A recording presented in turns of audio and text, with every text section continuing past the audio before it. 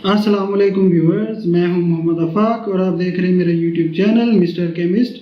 आज केमिस्ट्री के जिस चैप्टर को हम डिटेल में पढ़ेंगे वो है रिएक्शन कैनेटिक्स। इसमें हम पढ़ेंगे what is the rate of reaction and what is the difference between instantaneous and average rate and what is specific rate constant and what are the order of reactions. इसके अंदर हम detail में बात करेंगे कि ज़ीरो ऑर्डर ऑफ रिएक्शंस क्या होते हैं, first order reaction, second order reactions and third order of reactions को हम पढ़ेंगे। Let's start our topic reaction kinetics. तो रिएक्शन कैनेटिक्स के अंदर हम दो चीज़ें पढ़ेंगे, एक तो what is the rate of reaction, एक तो हम रेट ऑफ रिएक्शन के बारे में पढ़ेंगे, दूसरा हम पढ़ेंगे कि कौन कौन से फैक्टर्स हैं जो अफेक्ट करते हैं रेट ऑफ रिएक्शन को। तो रिएक्शन कैनेटिक्स के अंदर हम इन दो चीज़ों के बारे में डिटेल में पढ़ेंगे कि what are the factors which affect the rate of reaction, जो हमारे रेट को अफेक्ट करेंगे। और इस चैप्टर के अंदर हम और भी पढ़ेंगे थोड़ा सा मैकेनिज्म ऑफ रिएक्शन क्या होता है, उसके बारे में भी हम डिटेल में पढ़ेंगे। ऑर्डर ऑफ रिएक्शंस क्या होते हैं, इनके बारे में भी हम थोड़ा सा पढ़ेंगे। फर्स्ट ऑफ ऑल हम देखेंगे कि what is the rate of reaction. आप उसकी डेफिनेशन देखें कि change in concentration of reactant और products with respect to time. तो टाइम के साथ साथ जितने रिएक्टेंट्स या हमारे प्रोडक्ट की कंसंट्रेशन चेंज होती है वो आपका क्या कहलाता है, रेट ऑफ रिएक्शन। तो आप ये भी लिख सकते हैं कि रेट जो होता है वो किसके बराबर होता है, change in concentration of substance, क्योंकि आपका रिएक्टेंट भी हो सकता है या प्रोडक्ट भी हो सकता है, with change in time interval. Okay, तो जो रेट होता है आप किसी भी रिएक्शन का देखेंगे तो वो एक फिक्स टाइम के ऊपर वो कांस्टेंट नहीं रहता, बल्कि वो हर मोमेंट के ऊपर चेंज होता जाता है। तो जो आपका रेट होता है वो चेंज होता है एट एवरी मोमेंट। आप किसी भी रिएक्शन को देखें तो उसका जो रेट होगा, रेट ऑफ फॉरवर्ड या रेट ऑफ रिवर्स रिएक्शन, वो क्या होंगे, चेंज। तो अब अगर आप रेट किसी भी रिएक्शन का लिखना चाहते हैं तो रेट को इस तरह से लिखते हैं, rate is equal to d x over d t, क्योंकि जब हमने पहले डेफिनेशन पढ़ी उसके मुताबिक अब ये डी जो है ये आपकी चेंज, वेरी स्मॉल चेंज जो होगा उसको शो करेगा, और x जो है वो कोई भी सब्सटेंस हो सकता है, रिएक्टेंट भी हो सकते हैं और प्रोडक्ट भी हो सकते हैं, और divided by D T, D mean small change in time. अब इसको देखें कि अब यूनिट क्या होगा आपका रेट ऑफ रिएक्शन का, क्योंकि आप जो कंसंट्रेशन है ऊपर और नीचे क्या है, टाइम। तो कंसंट्रेशन का जो यूनिट होता है वो होता है आपके पास मोल पर डेसीमीटर क्यूब, और जो टाइम का यूनिट आप लेते हैं वो सेकंड के अंदर लेते हैं। तो इसका यूनिट बन जाता है रेट का मोल पर डेसीमीटर क्यूब पर सेकंड।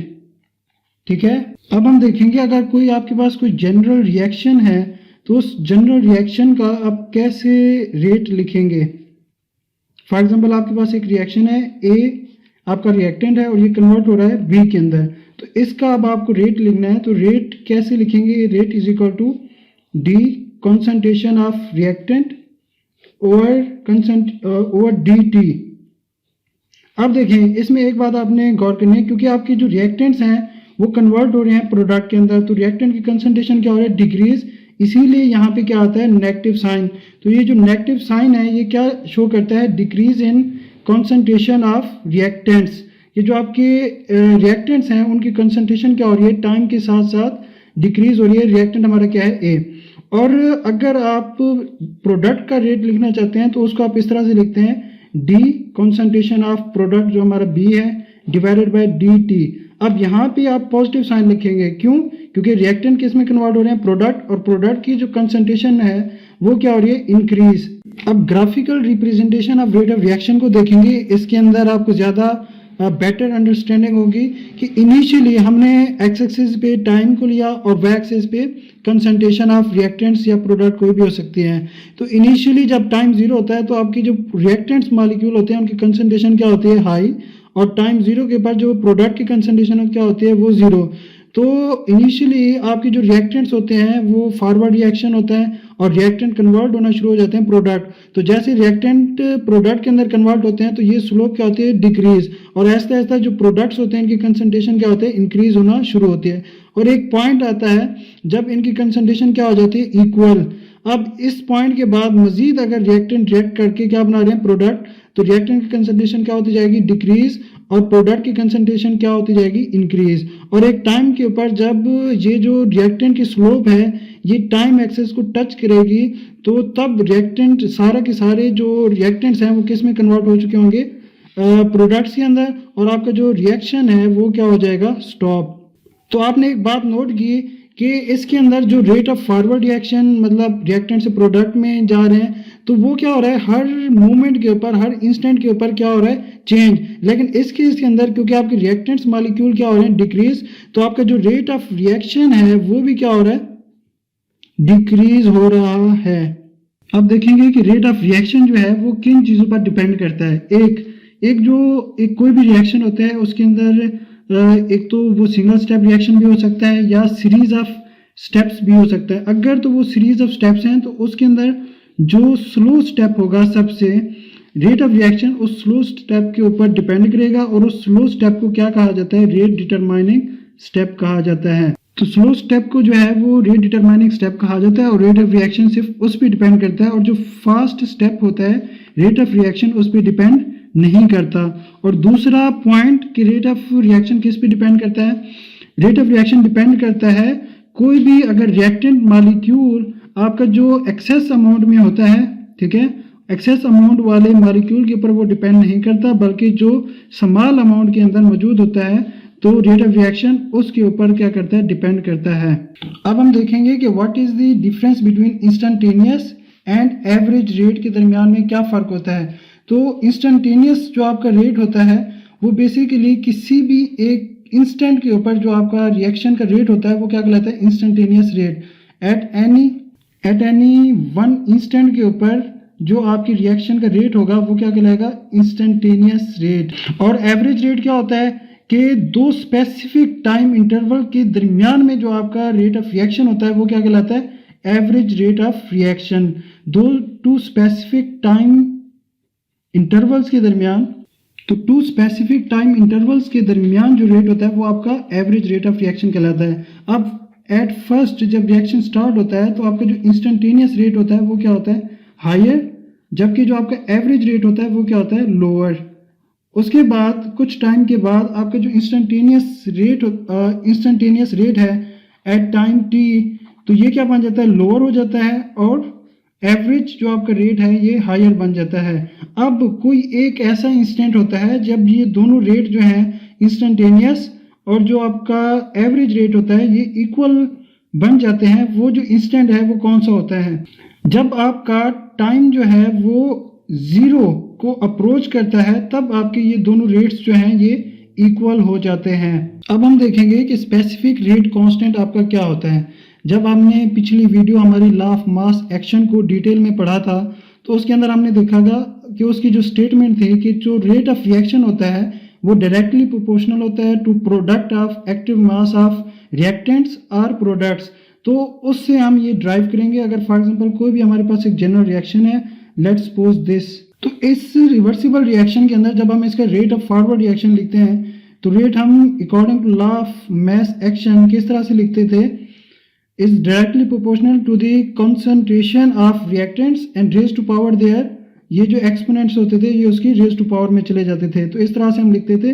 अब जब प्रोपोर्शनलिटी साइन खत्म करते हैं तो यहाँ पे एक कांस्टेंट लगाते थे के, और ये हमारे रिएक्टेंट्स हो गए, और जो नंबर ऑफ मोल्स हैं ये किस में चले जाते थे, उनके एक्सपोनेंट्स के अंदर। अब ये जो के है इसको क्या बोला जाता है, स्पेसिफिक रेट कांस्टेंट बोला जाता है। तो अगर इस रिएक्शन के अंदर हमारे जो रिएक्टेंट्स हैं जो ए और बी थे, अगर उनकी कंसंट्रेशन कितनी हो, 1 मोल पर डेसीमीटर क्यूब, और सिमिलरली अगर जो हमारा बी जो रिएक्टेंट है उसकी भी कितनी हो, 1 मोल पर डेसीमीटर क्यूब, क्योंकि कंसंट्रेशन ये ब्रैकेट्स जो है कंसंट्रेशन को शो करते हैं, उसका यूनिट होता है मोल पर डेसीमीटर क्यूब। तो तब हमारा जो स्पेसिफिक रेट कांस्टेंट या वेलोसिटी कांस्टेंट है कि वो किसके बराबर होगा। अब क्योंकि हमने पढ़ा कि जो रेट ऑफ रिएक्शन है वो किसके बराबर है, is equal to k into A raise to power small a and B raise to power small b. तो अब ए की जगह भी आप उसकी वैल्यू पुट कर दें और बी की जगह भी, तो ये क्या बन जाएगा, के इंटू मल्टीप्लाई 1 मोल पर डेसीमीटर एंड मल्टीप्लाई, और इसकी पावर में ए आ जाएगा, और मल्टीप्लाई 1 मोल पर डेसीमीटर क्यूब, और इसकी पावर में बी आ जाएगा। तो अब जो आपका रेट है वो किसकी इक्वल हो जाएगा, इज इक्वल टू के। तो यहाँ से आपने एक चीज़ देखी कि अगर आपकी रिएक्टेंट्स या प्रोडक्ट की कंसंट्रेशन 1 हो, यूनिटी हो, तो आपका जो रेट ऑफ रिएक्शन है वो किसके बराबर होता है, स्पेसिफिक रेट कांस्टेंट के इक्वल होता है। Now we will discuss about the order of reaction के ऑर्डर ऑफ रिएक्शन क्या होते हैं और आप इसे कैसे फाइंड कर सकते हैं। सपोज आपके पास कोई जनरल रिवर्सिबल रिएक्शन है लाइक दिस। अब आप जब इसका रेट ऑफ रिएक्शन लिखते हैं according to law of mass action, तो रेट ऑफ रिएक्शन किसके बराबर आ जाता है, is equal to k into A raise to power small a and B raise to power small. अब ये जो small a, small b, small c, small d, ये आपको किसको शो करते हैं, नंबर ऑफ मोल्स, ठीक है। और ये जो ए कैपिटल बी, ये आपको किसको शो करते हैं, reactants.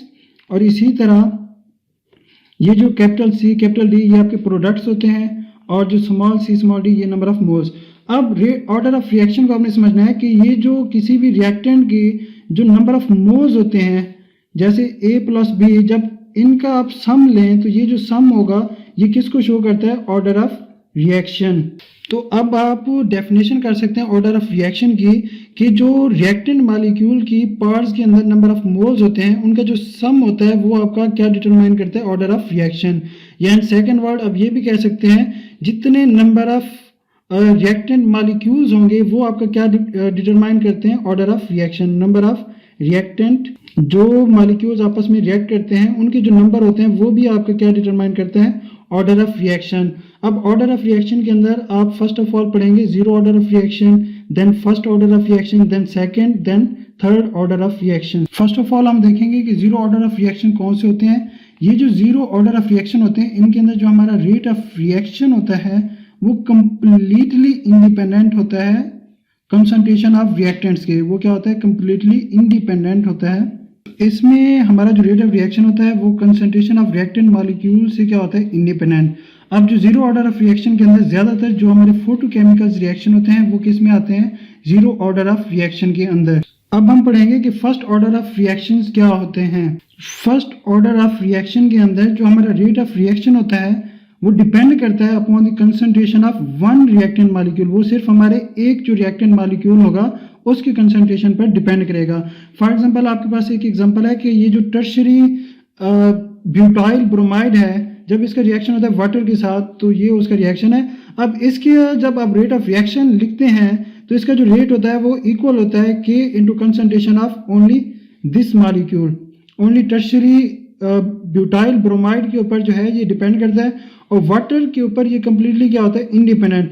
Why it is independent from concentration of water molecule, हालांकि वो भी आपका क्या है, रिएक्टेंट मॉलिक्यूल। इसमें ये है क्योंकि वाटर क्या होता है आपका सॉल्वेंट, और ये क्या मौजूद होता है, एक्सेस अमाउंट के अंदर मौजूद होता है। तो रिएक्शन के अंदर अगर कोई ऐसा रिएक्टेंट जो लार्ज अमाउंट के अंदर मौजूद हो तो रिएक्शन का रेट जो है वो उस पर डिपेंड नहीं करता, बल्कि जो दूसरा जो स्मॉल अमाउंट के अंदर मौजूद होता है उसके ऊपर वो रेट ऑफ रिएक्शन डिपेंड करता है। Now what is second order of reaction. Second order of reaction के अंदर जो आपका रेट ऑफ रिएक्शन होता है वो डिपेंड करता है upon concentration of two reactant molecule. जो आपके रिएक्टेंट्स के अंदर जो दो रिएक्टेंट के मॉलिक्यूल के ऊपर अगर रेट डिपेंड कर रहा हो तो उसको आप कहते हैं second order of reaction. For example आपके पास कोई एक रिएक्शन है, जैसे NO नाइट्रोजन मोनोऑक्साइड जब रिएक्ट करता है ओजोन के साथ तो ये आपके प्रोडक्ट्स बना देता है, नाइट्रोजन डाइऑक्साइड और ऑक्सीजन गैस। तो जब आप इस रिएक्शन के रेट लिखते हैं तो आप देखें रेट जो है फॉरवर्ड रिएक्शन, रिएक्टेंट्स आपके कौन कौन से हैं, NO और O3। अब इसके भी 1 मोल्स हैं और इसके भी क्या है, 1 मोल्स, 1 and 1। तो आप जब एक्सपोनेंट्स को ऐड करते हैं 1 + 1 = 2, तो that's why it is called second order of reaction. Now what is third order of reaction. अगर आपका रेट ऑफ रिएक्शन डिपेंड करे upon the concentration of 3 reactant molecule तो वो जो आपका रेट ऑफ रिएक्शन होगा वो क्या कहलाएगा, थर्ड ऑर्डर ऑफ रिएक्शन। तो इसके लिए जब आप रेट लिखेंगे कोई भी जनरल रिएक्शन का K इंटू कोई एक रिएक्टेंट आ जाएगा और ये सेकेंड रिएक्टेंट, तो इसके अंदर फॉर एग्जांपल इसकी जो पावर है वो 2 है, इसकी 1, तो इस केस के अंदर 2 + 1 आप जो पार्ट्स हैं इनको ऐड करते हैं और आपको ऑर्डर ऑफ रिएक्शन जो है वो आप फाइंड कर सकते हैं। Hopefully you will like this video. शुक्रिया, अल्लाह हाफिज़।